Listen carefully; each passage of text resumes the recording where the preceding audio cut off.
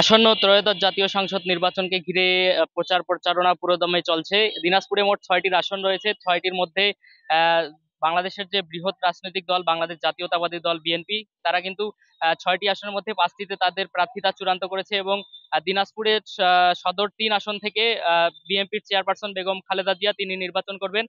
তার নির্বাচনকে ঘিরে কিন্তু যেদিন নাম ঘোষণা করা হয় সেদিন থেকেই নির্বাচনী যে একটি আমেজ সেটি কিন্তু আহ, আহ, বেশ সাড়া পেয়েছে। 4 গুণ শক্তিশালী এনজাইম ও অধিক ফেনা সমৃদ্ধ অরিক সিলভার ওয়াশ মাত্র 70 টাকায়। যেহেতু তিনি অসুস্থতার কারণে নির্বাচনী প্রচার প্রচারণা এখন দোয়ায় পরিণত হয়েছে।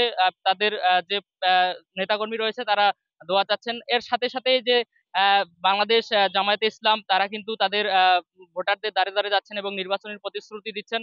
আমরা দেখেছি যে এনসিপি তারাও কিন্তু পিছিয়ে নেই। এনসিপি তারাও কিন্তু ভোটারদের দ্বারে দ্বারে যাচ্ছেন এবং তাদের নির্বাচনী যে প্রতিশ্রুতি তারা কিন্তু সেটি দিচ্ছেন। আমরা দেখেছি জনগণ তাদের খুব ভালোভাবেই নিচ্ছেন তাদের প্রচার প্রচারণাকে।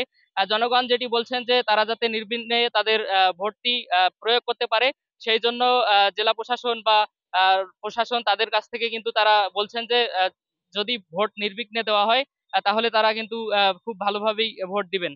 আমরা দেখেছি বিভিন্ন রাজনৈতিক দলের প্রার্থী এবং তাদের যে নেতাকর্মী রয়েছে তারা কিন্তু সব সময় কর্মীদের বাসায় এবং ভোটারদের বাসায় যাচ্ছেন এবং তাদের যে নির্বাচনী প্রতিশ্রুতি সেটি তারা দিচ্ছেন।